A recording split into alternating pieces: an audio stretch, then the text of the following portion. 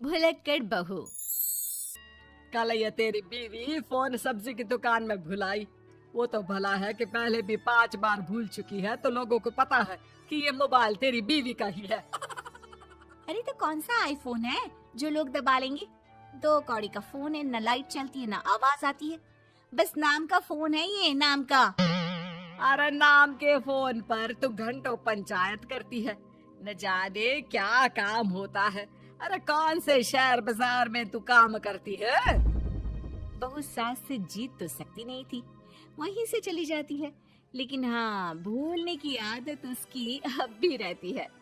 सुनो, नहाने जा रहा हूँ, ऑफिस के लिए देर हो रही है, तो जरा ये शर्ट प्रेस कर देना। और हाँ प्लीज, और कोई शर्ट धुली नहीं है तो थोड़ा ध्यान से करना, ठीक है? अरे हाँ हाँ पता है, हर बात पर सिखाया मत कीजिए। इस घर में शादी करके तो ऐसा लग रहा है कि सामान्य ज्ञान की क्लास ही चलती रहती है हर वक्त। परेशान करके रख दिया है। पति नहाने जाता है और बीवी लग जाती है पति की शर्ट प्रेस करने कि तभी बाहर से आवाज आती है। कोई गरीब साधु को रोटी दे दे। अरे बाबा भूखा खड़ा है तेरे द्वार देवी, बाबा को भिक्षा देकर पुण्य कमा ले देवी। ओहो, ये तो पुण्य की बात है कि बाबा दरवाजे खड़ा है। अब इसकी आवाज सासू माँ को सुनाई नहीं देगी, लेकिन मैं और ये कमरे में हल्के से बात कर ले तो क्या? अरे घूसी चली आती है। चलो पहले बाबा को ही रोटी दे देती हूँ। अब क्या था, रिंकी जाती है बाबा को रोटी देने, लेकिन पीछे छोड़ जाती है पति की शर्ट के ऊपर प्रेस, वो भी गर्मा गर्म। अरे बाबा रोटी तो ले लो, बस ये बता दो कि मेरी किस्मत कब जगेगी। ससुराल में हालात टेबल टेनिस के बॉल की तरह हो गए हैं। कभी कोई इधर फेंकता है तो कभी कोई उधर फेंकता है, कोई इधर मारकर उधर फेंक देता है। समझ में ही नहीं आ रहा कि ये भूलने की आदत कैसे ठीक होगी। कोई उपाय हो तो बता दो ना बाबा। बाबा घर के अंदर देखते हैं तो 1 घंटे बाद टीवी पर गजनी फिल्म शुरू होने वाली होती है। याद है ना, गजनी फिल्म जिसमें आमिर खान को भूलने की बीमारी होती है और वो हर बात को लिख कर याद रखता है। अरे बेटे, हम बाबा हैं, हर किसी सवाल और जीवन में दुख परेशानी का निजात है हमारे पास। तुम एक काम करो, 1 घंटे बाद टेलीविजन के सामने बैठ जाना और जो फिल्म देख रही हो ना देख लेना, तुम्हें तुम्हारे सारे सवालों के जवाब मिल जाएंगे। अलग निरंजन, निकालो खाना, सलाह देने की दक्षिणा भी। अरे बाबा, जीवन से ये वाली समस्या खत्म हो जाए तो समझिए मेरे घर से आपका लंच पैक शुरू, वो भी बिल्कुल फ्री में। तभी अंदर से पति के जोर जोर से चीखने की आवाज आती है। अरे क्या मजाक बना रखा है तुमने? ये क्या है, पूरी शर्ट जला दी। तंग आ गया हूँ मैं तुम्हारी भूलने की आदत से। हे भगवान, ये मेरा गधा जैसा बेटा सारा दिन जितनी कमाई नहीं करता उतना तो ये लड़की नुकसान करवा देती है। बाबा, लग रहा है कि कोई कांड हो गया है अंदर मुझसे। अच्छा मैं ना 1 घंटे बाद बैठ जाऊंगी फिल्म देखने, विदा लीजिए अब तो आप। जैसे ही वो घर के अंदर जाती है, सामने पति खड़ा होता है फटी शर्ट पहनकर। ओह, माफ करिए, वो पापा आ गए थे दक्षिणा के लिए।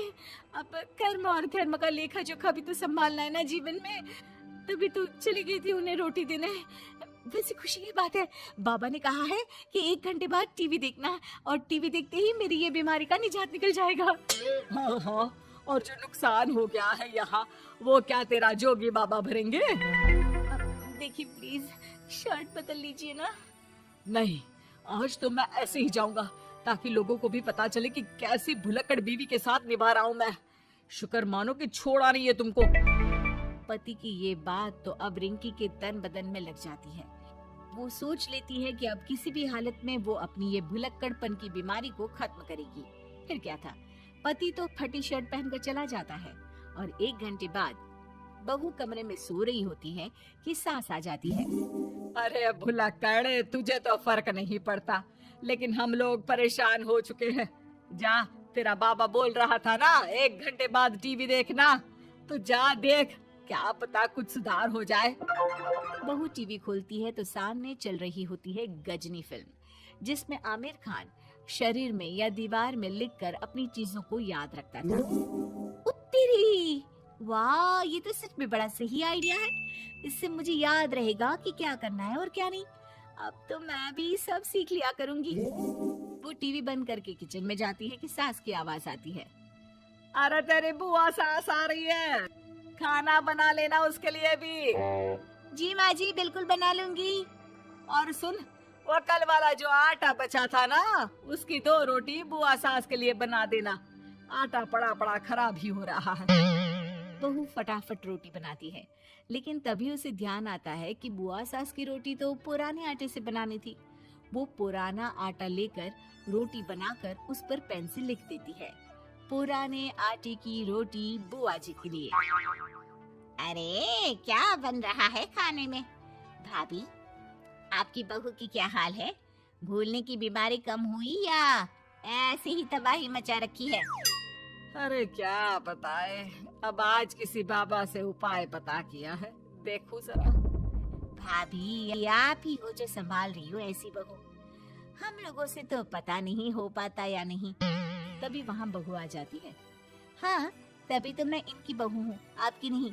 वैसे मैंने तोड़ निकाल लिया है। अब क्या था, बुआ सास जैसे ही खाना खाने बैठती है कि सास बोल पड़ती है।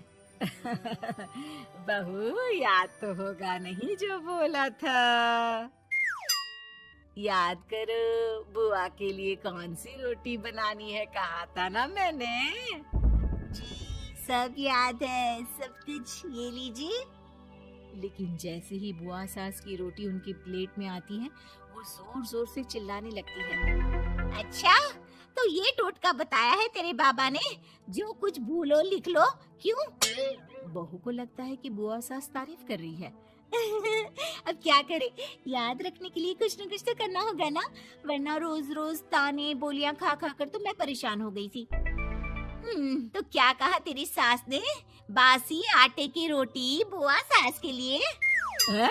बाबा, अरे हाय, कैसी बात कर रही हो ननद रानी, मैं ऐसा क्यों बोलूंगी? ऐसे आपको कैसे पता चला? क्योंकि तेरी भुलक्कड़ बहू ने ये लिखा है। बहू सबके सामने वो रोटी रख देती है जिसमें लिखा होता है, बुआ सास की रोटी बासी आटे की।